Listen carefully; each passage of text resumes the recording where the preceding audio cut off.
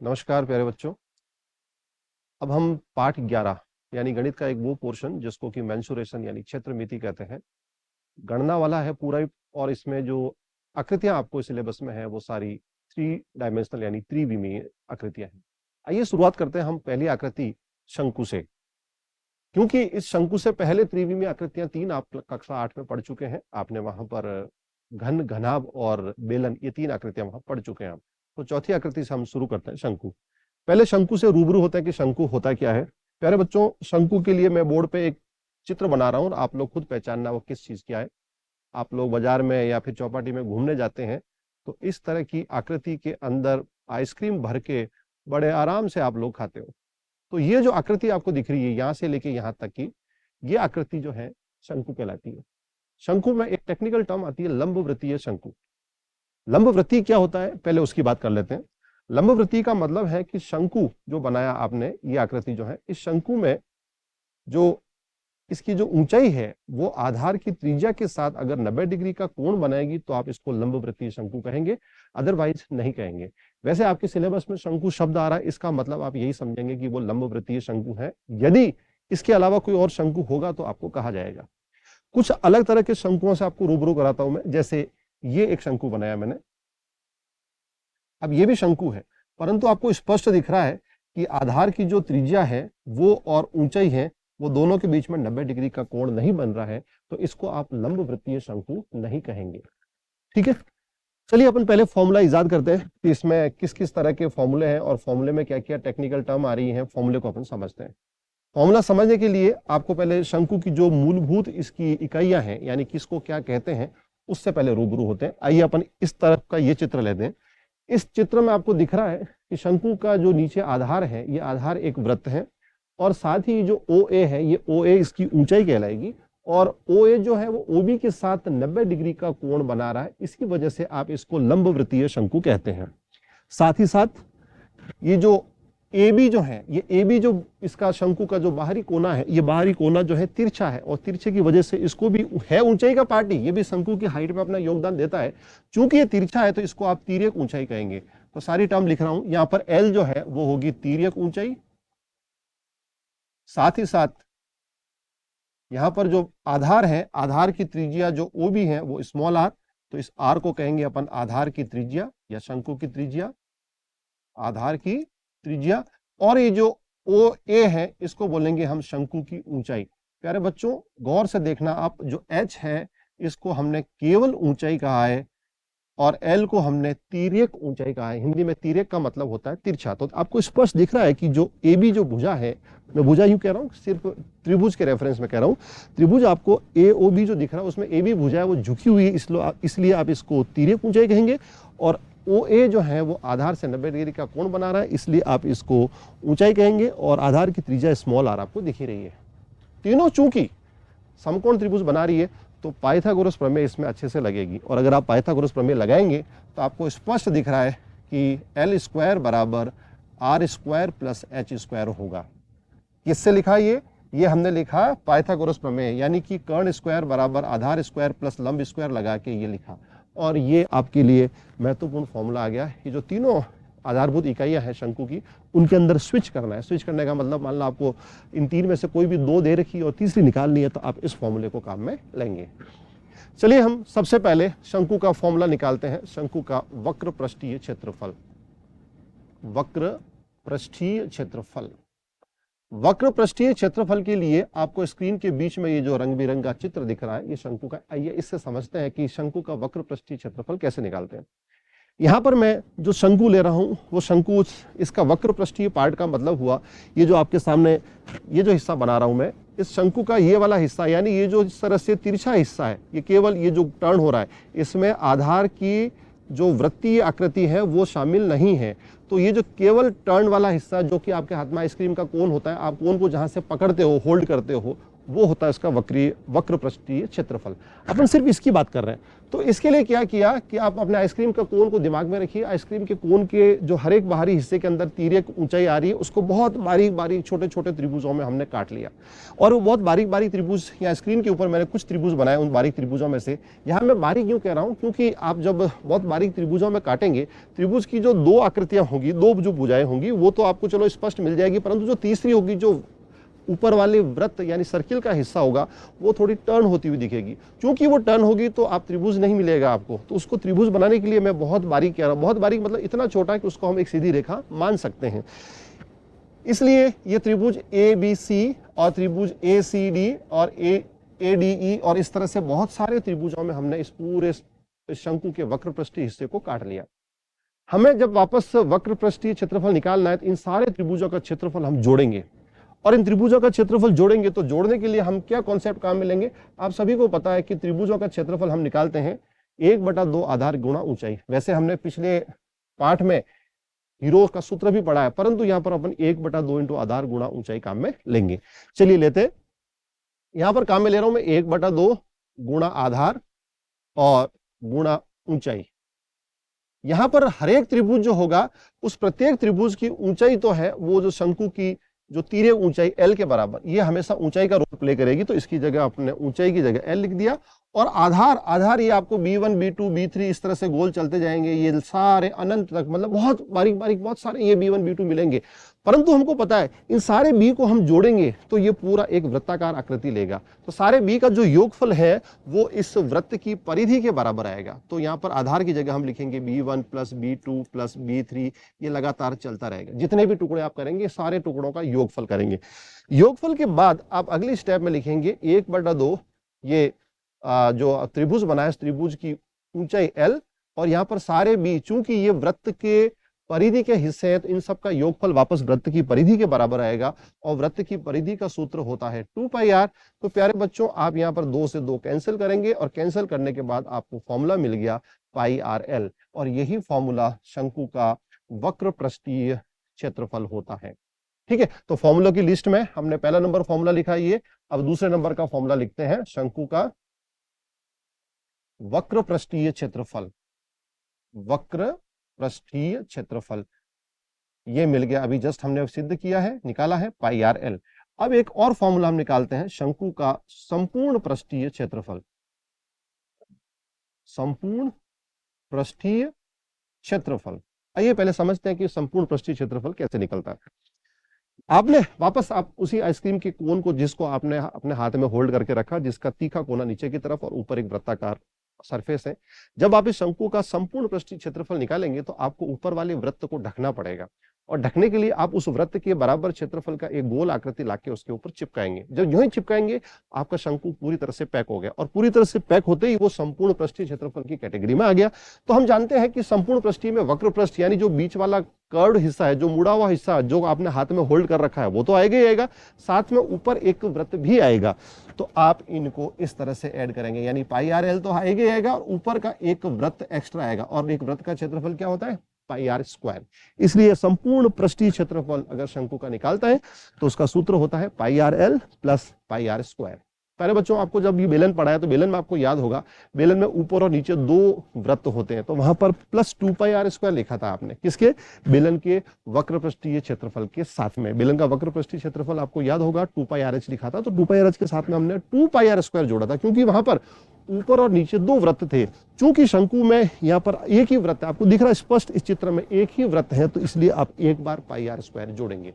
तो इस तरह से आपको ये शंकु के अंदर ये 3 फॉर्मूले मेन याद रखने हैं, और ये तीनों फॉर्मूले मैं बॉक्स में बंद कर रहा हूं। ये पहला नंबर तो ऊपर हो गया, कौन सा वाला, ये वाला, और ये दूसरे नंबर, और ये तीसरे वाला शंकु का संपूर्ण पृष्ठीय क्षेत्रफल।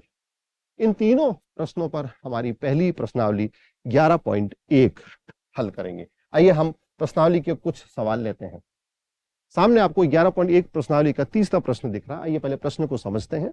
एक शंकु का वक्र पृष्ठीय क्षेत्रफल 308 सेंटीमीटर स्क्वायर है तथा इसकी तिर्यक ऊंचाई 14 सेंटीमीटर है। ज्ञात कीजिए, हमें यहां पर 2 चीजें ज्ञात करनी है। पहला है आधार की त्रिज्या और दूसरा शंकु का कुल पृष्ठीय क्षेत्रफल।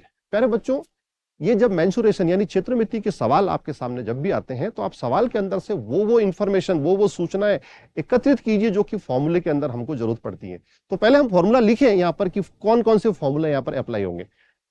हम यहाँ पर हल में सबसे पहले देखिए, आपको दे रखी है उनमें से वो चीजें निकालिए जिन जिन के सूत्र आपको पता है। तो आपको दो चीजों के सूत्र की जरूरत पड़ेगी। एक तो लिखा आ रहा वक्र पृष्ठीय क्षेत्रफल, जो कि दे रखा है, परंतु उसका भी सूत्र चाहिए क्योंकि उसी से त्रिज्या निकलेगी। और एक आपको संपूर्ण पृष्ठीय क्षेत्रफल, जिसको कुल पृष्ठीय क्षेत्रफल भी लिखा है, कुल कहिए संपूर्ण कहिए एक ही बात है, ये कुल पृष्ठीय क्षेत्रफल का सूत्र की भी जरूरत पड़ेगी। तो हमारा ये सवाल दो सूत्रों से हल होगा। ठीक है, तो पहले नंबर का सूत्र मैं लगाता हूं वापस, और पहले नंबर का सूत्र वक्र पृष्ठीय क्षेत्रफल। तो लिखेंगे, हम जानते हैं कि शंकु का वक्र पृष्ठीय क्षेत्रफल बराबर, पिछली स्लाइड में ही हमने लिखा पाई आर एल। ठीक है, अब इस सूत्र को काम में लेके हम लिखेंगे, क्षेत्रफल जो है उसकी जगह आपको क्षेत्रफल का मान दे रखा है 308। तो 308 बराबर pi r L, pi 22/7, are त्रिज्या आपको नहीं दे रखी है, परंतु एल तिर्यक ऊंचाई, आप देखिए बच्चों सवाल के अंदर आपको तिर्यक ऊंचाई दे रखी है, ये रही तिर्यक ऊंचाई आपको 14 सेंटीमीटर दे रखी है। तो एल की जगह हम 14 रख देंगे। ऐसा रखते इस पूरी समीकरण को ढंग से देखिए, इस पूरी समीकरण में एक ही अज्ञात राशि है आर, जो कि शंकु के आधार की त्रिज्या है, और वो हमें निकालनी भी है। देखिए आपको निकालने में पहले नंबर पे पूछा भी है शंकु के आधार की त्रिज्या। तो हम इसको हल करेंगे। हल करते वक्त आर को अकेला छोड़ेंगे, और जो संख्याएं आपके उस तरफ बटा में थी वो ऊपर गुणा में आ गई, और ऊपर जो गुणा हो रही थी आर से वो सारी भाग में आ गई, यानी 22 और 14। इस तरह से आर अकेला रह गया। ठीक है, अब आप गणना द्वारा काट के इसका हल आगे निकालेंगे। गणना द्वारा हम काटेंगे तो काटने पर 7 का पहाड़ा एक बार, 7 दूनी 14 दो बार, ये 7 के पहाड़े से दोनों संख्या कट गई। इसके बाद आप 11 के पहाड़े से 22 को काटा दो बार, 11 के पहाड़े से 11 दूनी 22, पीछे बचता 8, 88, और 11 का पहाड़ा 8 बार बोलने पर 88 आता है।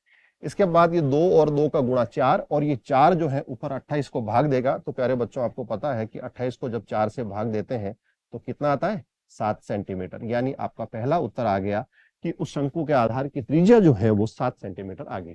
ठीक है, चलिए हम दूसरे हिस्से पर चलते हैं। दूसरा है शंकु का कुल पृष्ठीय क्षेत्रफल। तो कुल पृष्ठीय क्षेत्रफल निकालेंगे। अब हम लिखेंगे शंकु का कुल पृष्ठीय क्षेत्रफल, कुल पृष्ठीय क्षेत्रफल। अभी हमने पहली स्लाइड में इसका सूत्र बनाया था, ये देखिए आपको दिखाता हूं वापस। शंकु का संपूर्ण पृष्ठीय क्षेत्रफल या कुल पृष्ठीय क्षेत्रफल बराबर pi r l plus pi r square. ये सूत्र अब इस बार काम में लेंगे।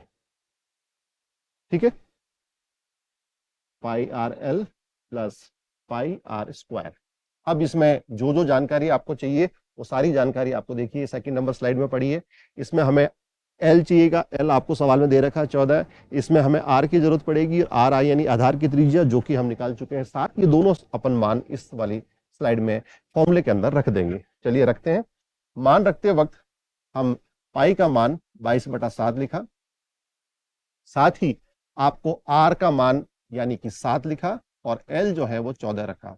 प्यारे बच्चों यहाँ पर आपको एक बात बताना चाहूंगा, आप अगर फॉर्मूले को डायरेक्टली रखते हैं यानी सारी चीजें जो आपको आर और एल पता है वो रखते हैं, तो आप अनावश्यक एक कैलकुलेशन में फंसेंगे। बजाय इसके आपको इस सवाल को देखो, स्पष्ट लैंग्वेज को पढ़िए, यानी आप उत्तर लिखते वक्त बड़े अलर्ट रहे कि आपको कौन कौन सी जानकारी पहले से मालूम है। जो जानकारी मालूम है उसको सीधा काम में लीजिए ना। यहाँ पर देखिए ऊपर लिखा हुआ शंकु का वक्र पृष्ठीय क्षेत्रफल 308 है। तो जो पाई, सूत्र के दो हिस्से हैं, पाई आर एल और प्लस पाई आर स्क्वायर। तो क्यों नहीं अपन पाई आर एल की जगह डायरेक्टली 308 ही रखें। अगर आप इस तरह से रखेंगे जैसा कि मैं यहाँ लिख रहा था, तो भी आप गुणा वगैरह करके लास्ट में पहुंचेंगे तो 308 पे ही। तो इसको आप चाहे तो डायरेक्टली काम में ले सकते हैं क्योंकि सवाल में ये दिया हुआ है। ठीक है, और plus pi r square 22/7 into r square, यानी कि आर त्रिज्या 7 निकाली थी पिछली स्लाइड में, तो 7 गुणा 7। अब मैं इस वाली स्लाइड पूरे का मुझे रिजल्ट पता है 308 आ रहा है, तो मैं इसकी जगह 308 लिख दिया। क्यों लिखा? क्योंकि प्रश्न की लैंग्वेज में गिवन है वक्र पृष्ठीय क्षेत्रफल यानी पाई आर एल 308 दे रखा है आपको। तो हमने 308 यहां रख दिया, और प्लस दूसरा हिस्सा जो देखिए यहाँ पर 7 के पाड़े से एक बार काट दिया। अब आप 22 और 7 को गुणा करेंगे तो वो आएगा 154। ठीक है, अब आप इनको लास्ट में जोड़ देंगे। जोड़ने पर संख्या मिली 2, हासिल का 1, 5 और 1 6, और 3 और 1 4, यानी कि 462 सेंटीमीटर स्क्वायर।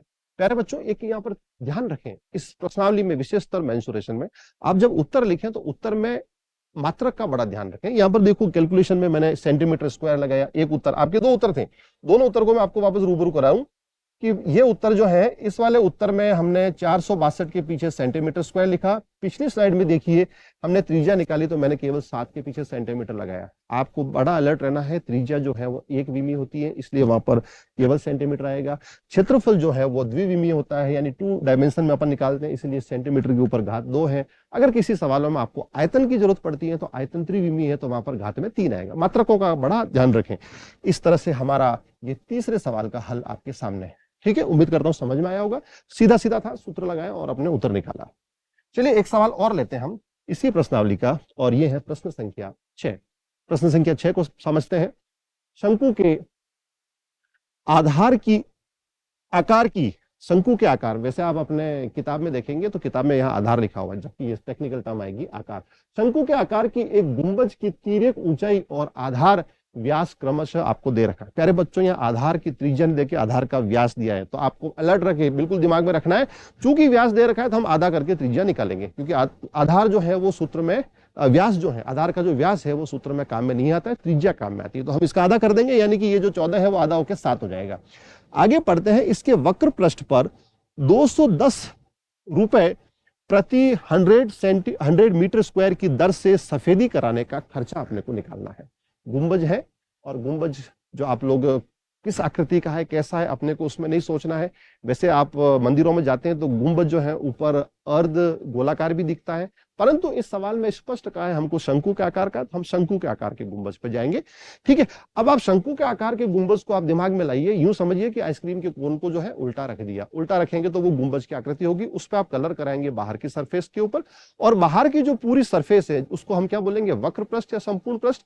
तो प्यारे बच्चों, आप उसको बोलेंगे वक्र पृष्ठ। संपूर्ण पृष्ठ क्यों नहीं बोलेंगे, क्योंकि संपूर्ण पृष्ठ तो नीचे जो वृत्ताकार शेप है उसको पैक करने पर मिलता है, और चूंकि आप वृत्ताकार शेप को अगर आप पैक कर लेंगे तो गुंबज वो गुंबज नहीं रहेगा, क्योंकि गुंबज बीच में से होलो होता है, बीच में से खोखला होता है। ठीक है, यानी कि हमें समझ में आ गया कि इस सवाल में शंकु का वक्र पृष्ठ क्षेत्रफल निकालेंगे, और निकालने के बाद जितनी आपको गणना की रेट दे रखी, यानी 210 रुपए प्रति 100 मीटर स्क्वायर है, उसको हम काम में लेते हुए खर्चा निकालेंगे। चलिए उत्तर लिखते हैं। उत्तर में हम लिखेंगे सबसे पहले, यानी कि इस सवाल में आपके लिए सबसे इंपॉर्टेंट, हर सवाल में, इसमें ही नहीं, सबसे इंपॉर्टेंट है कि आप फॉर्मूले का सिलेक्शन करें कि सूत्र कौन सा लगाएंगे। तो हम सूत्र में लिखेंगे शंकु का वक्र पृष्ठीय क्षेत्रफल, और सूत्र हमने लिखा पाई आर एल। यहां पर इस गुंबज का क्षेत्रफल जो अपने निकालना है, जिसको कलर करना है, क्योंकि स्पष्ट कहा है इसमें वक्र पृष्ठ पर ही सफेदी करानी है, इसलिए हमने सूत्र पाई आर एल काम में लिया। सारे मान जो जो पता है रखें, पाई 22/7 गुणा आर त्रिज्या। त्रिज्या आप देखिए, आपको व्यास जो है वो दे रखा है 14, तो 14 का हम आधा करेंगे तो त्रिज्या आएगी 7, और गुणा में एल, एल यानी तिर्यक ऊंचाई। आपको सवाल को पढ़िए, तिर्यक ऊंचाई का मान आपको दे रखा है 25, ये यहाँ पर 25 रखा। सारे मात्रक आपके मीटर में है, अतः जब हम क्षेत्रफल निकालेंगे तो वो मीटर स्क्वायर में आएगा। आगे गणना करते हैं हम। 7 से 7 कैंसिल हो गया, कैंसिल होने के बाद आपको मिला 22 गुणा 25, और 22 और 25 को आप गुणा करेंगे तो 50 हासिल का 5, और ये वापस 25 का दुगुना 50 और 5 55, यानी कि 550 मीटर स्क्वायर जो है ये हमारे पास क्षेत्रफल आ गया। अब आगे क्या कहा है, आगे आप देखिए, आगे आपको कहा गया है कि इसमें 210 रुपए प्रति 100 मीटर स्क्वायर की दर से सफेदी करानी है। तो अब हम लिखेंगे सफेदी का व्यय, सफेदी का व्यय। यहां पर एक चीज आपको इस वीडियो के अंत में बताऊंगा, काम की चीजें, अभी अपन सवाल करते हैं। सफेदी का व्यय जो है वो 210 रुपए प्रति का मतलब बटा और 100 मीटर स्क्वायर। यहां पर साथ में गुणा में आप क्या लिखेंगे, गुणा में क्षेत्रफल, जिस क्षेत्रफल को हमें सफेदी करानी है वो सफेदी का जो रेट है, दर, वो हमने पहले लिख दी, और सफेदी कराएंगे हम इस क्षेत्रफल 550 को, तो आप गुणा में 550 मीटर स्क्वायर लिख दें। प्यारे बच्चों, आप यहाँ पर गौर से देख रहे हैं कि दोनों जगह से मीटर स्क्वायर कट रहा है, और ये कटना भी चाहिए, क्योंकि हम सफेदी का व्यय निकाल रहे, खर्चा निकाल रहे, और खर्चा जो है वो रुपए में आता है, ना कि मीटर स्क्वायर में आता है।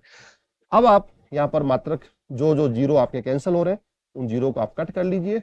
कट करने के बाद आपको दिख रहा है कि 55 और 21 का गुणा हो रहा है। चलिए अपन गुणा करते हैं। आप साइड में कर लीजिए, ये 55 और गुणा में 21, आप गुणा करेंगे तो ये 5 5, यहाँ गुणा करेंगे 10, हासिल का 1 और 11, आप यहाँ पर लिखेंगे 1155, यानी कि यहाँ पर खर्चा आ गया 1100 और 55 रुपए का। ठीक है। अब यहाँ पर मैं अभी थोड़ी देर पहले बोला था कि वीडियो के अंत में एक चीज बताऊंगा। गुंबज जो है उसके अंदर अपने को ये नहीं कहा गया है कि कलर अंदर की सरफेस पे भी, कई बार गुंबज में अंदर की सरफेस के ऊपर भी कलर किया जाता है, परंतु ये चीज आपको सवाल में मेंशन है तभी आप करना। अगर वो मेंशन होता तो हम क्या करते हैं कि ये जो वक्र प्रश्न निकला है हमारा 550 की, जितने बाहर सरफेस है उतनी सरफेस अंदर की होती है, अगर हम उस गुंबज की मोटाई को इग्नोर करें तो ऐसी कंडीशन जब भी होगी प्रश्न में आपको ये चीजें वस्तुतः दे रखी होंगी, और जब दे रखी होंगी तो उसके अनुसार ही आप काम में लीजिए। तो इस तरह से हमारी 11.1 प्रश्नावली के 2 सवाल आपके सामने, इनके हल भी कर दिए हैं और साथ ही साथ इनके सूत्र कैसे आए वो आपको समझ में भी आ गया होगा। उम्मीद करता हूं ये वीडियो आपको अच्छा लगा होगा। धन्यवाद, नमस्कार।